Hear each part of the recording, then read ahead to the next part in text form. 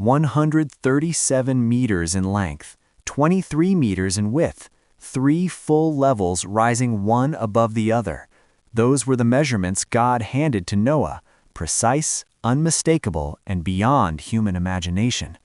The instruction was simple but overwhelming: build yourself an ark. With that command, one of the most extraordinary construction projects ever attempted by human hands quietly began. Scripture tells us the size of the vessel, the type of wood to use, and its purpose, but turning divine instruction into timber, beams, joints, and structure demanded more than obedience. It required endurance. The biblical account does not describe every obstacle Noah faced, yet anyone who has ever attempted to build something substantial understands that behind every finished structure lies a long battle of unseen difficulties. And Noah's challenge began not with wood, but with the ground beneath his feet. A structure stretching 137 meters could not simply be placed anywhere. It demanded broad, stable terrain, solid earth capable of bearing immense weight. It had to be far from unstable slopes and near enough to forests of cypress trees, the very material God specified. So imagine Noah walking the land. No survey instruments, no architectural maps, no engineering team, just careful observation, practical judgment, and unshakable faith. He studied the firmness of the soil, noted where the ground felt compact, considered accessibility, and measured distances with trained eyes rather than tools. Once he chose the location, the real labor began, and it was anything but dramatic. Massive stones had to be removed, deep roots ripped from the earth, uneven ground leveled, soil compacted until it could bear the weight of thousands of tons of wood. Every meter required sweat, every strike of a tool echoed the determination behind it. This was not a glamorous beginning, but foundations rarely are. There was another complication unique to that ancient world. Scripture tells us that before the flood, rain had not yet fallen as we know it. Instead, a mist rose from the earth and watered the ground. Genesis 2, verse 6. That means the soil was constantly damp. Moist ground easily turns to mud. Tools sink. Footing becomes unstable. Timber absorbs unwanted water. The very earth seemed to resist permanence. So Noah likely had to carve simple drainage channels around the construction site, small trenches to redirect the natural moisture. Nothing advanced, just intelligent adaptation. It wasn't rain pouring from the sky, it was water rising from beneath. The earth itself exhaled moisture, yet Noah adjusted, patiently, quietly. Meanwhile, people passed by. Some stared, some whispered, others laughed outright. What kind of madness required clearing such an enormous patch of land? Why prepare for something that had never happened? But Noah did not build according to public opinion. He built according to a voice they could not hear. When the ground was finally firm enough to support the coming structure, a new challenge emerged: gathering the wood. Make the ark of cypress wood. Cypress trees were not delicate saplings, they were towering giants, dense, durable, heavy, perfect for shipbuilding. But felling even one such tree with primitive tools demanded stamina and precision. Felling hundreds required relentless commitment. Strike after strike, day after day, trunks groaned before crashing to the forest floor. Yet cutting the tree was only the beginning. Moving it was another ordeal entirely. Without machinery, without large-scale transport systems, the solution was simple and ancient: rollers. Smaller logs placed beneath larger trunks, thick ropes twisted and pulled by human strength, lever systems carefully positioned. The trunk would shift inches at a time. Once it moved forward, the rear rollers were carried ahead and placed again. Repeat, slowly, painfully. Each transported beam represented not just progress, but proof of faith in motion. The surrounding population must have noticed: men hauling enormous logs toward an empty plain, a growing pile of timber with no visible explanation. Mockery likely grew louder, doubt certainly spread. But Noah's motivation did not come from applause, it came from obedience. When the ground was finally firm enough to support the coming structure, a new challenge emerged: building the backbone of the ark. A vessel that size required a central beam, what modern shipbuilders would call the keel. The Bible doesn't describe the mechanics, but logic fills in the silence. No single tree could stretch 137 meters. That meant multiple massive beams had to be joined end to end, forming one continuous spine. This demanded craftsmanship. Ancient woodworking techniques were remarkably advanced. Mortise and tenon joints, interlocking male and female systems, allowed separate beams to fit together tightly. When reinforced with hardwood pegs driven through precisely drilled openings, these joints could become extraordinarily strong. Done correctly, they behaved as one unified structure. Noah and his sons would have measured carefully, aligning each beam so that the entire length remained straight. A deviation early on could cause catastrophic imbalance later. Patience wasn't optional. It was survival. Once the keel was complete, the ribs had to rise. These curved beams would define the hull's shape. Each rib needed to angle upward symmetrically from the central beam. Too steep, and the vessel would lean. Too shallow, and structural strength would suffer. They likely used stretched ropes as alignment guides, and stones tied to cords as plumb lines to ensure vertical precision. Imagine the sight: enormous beams lifted with levers and raw strength, sons straining against ropes, Noah observing angles, correcting shifts, tapping joints into place. The skeleton of the ark slowly rising into view, a wooden giant forming where no sea had ever existed. As the ribs multiplied, the shape became unmistakable. Then came sealing. God's instruction was direct: cover it inside and out with pitch. Pitch, bitumen, was a resin-like substance derived from natural deposits.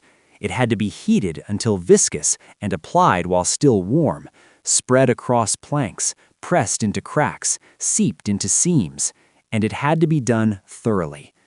Applying it only externally would not suffice.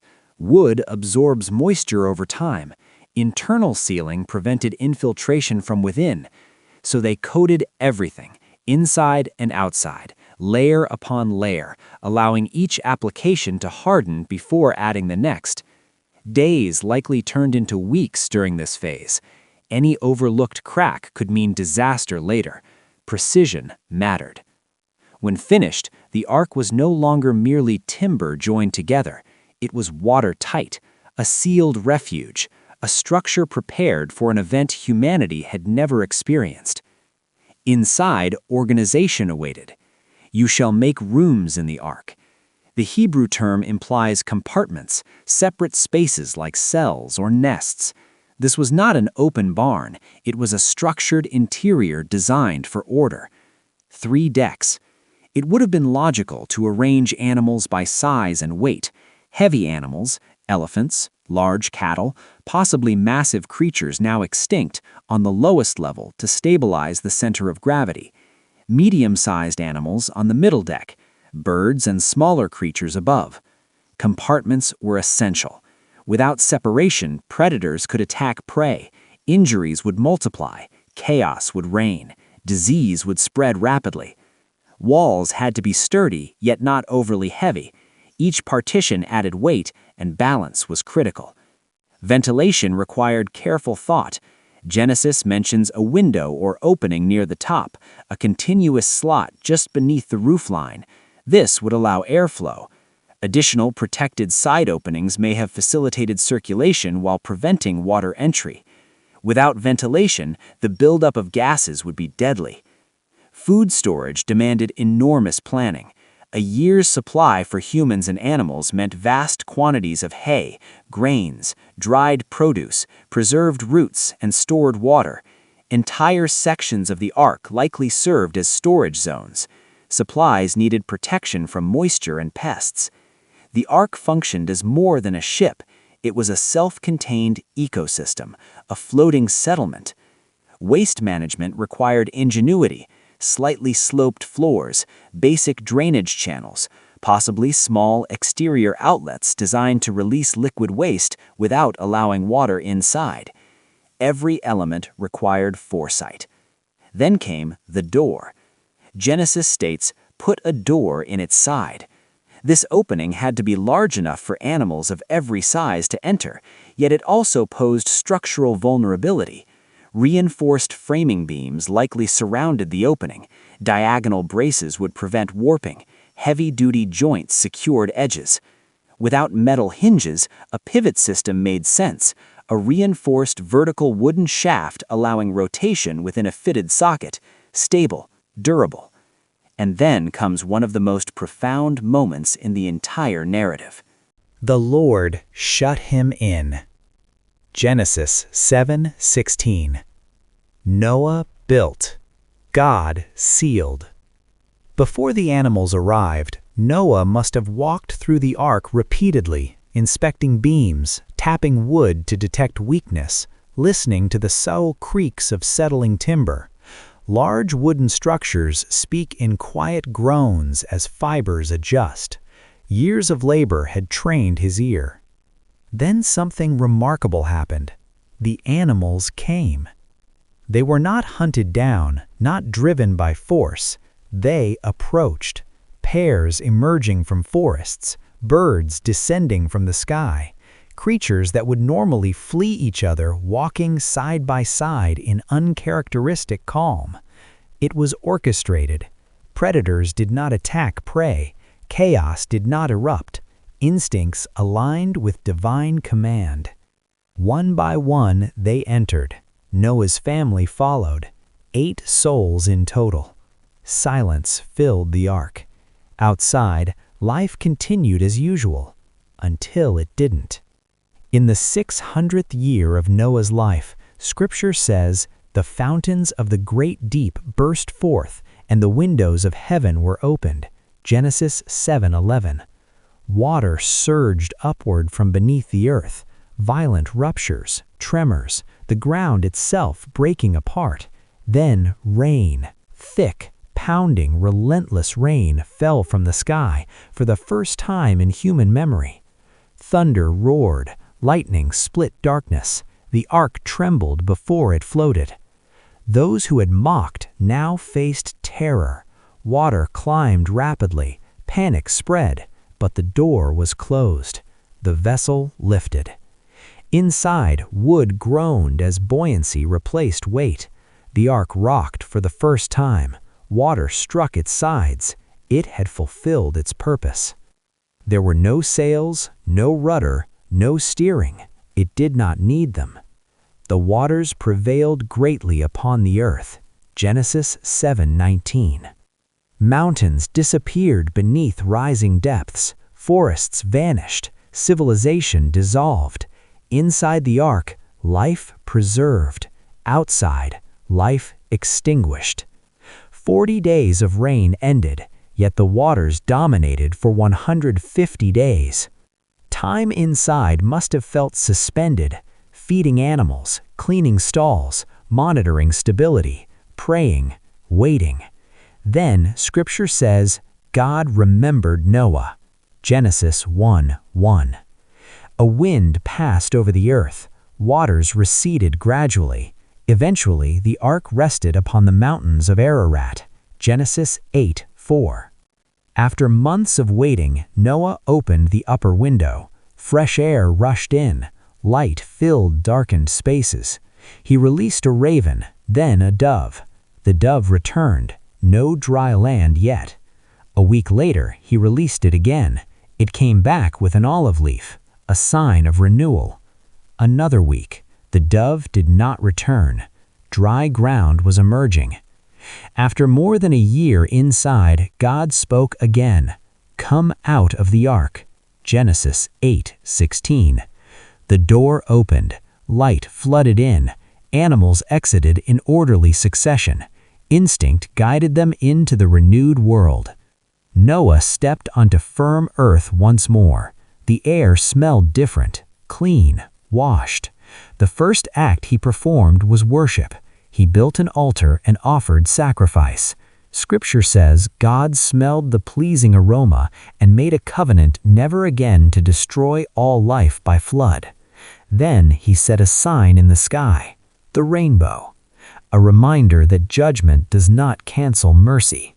From those 8 survivors, humanity would begin again. Nations would rise from Noah's sons. Seasons would follow established rhythms. History would continue. The ark had completed its mission. But more than wood and pitch, it stood as a monument to faith. It was obedience made visible, a refuge shaped by trust, a testament that when God speaks, even if the world laughs, salvation rests in listening. The ark was not merely a vessel, it was faith constructed beam by beam, and through it, life endured. Thank you for watching and subscribe for more videos.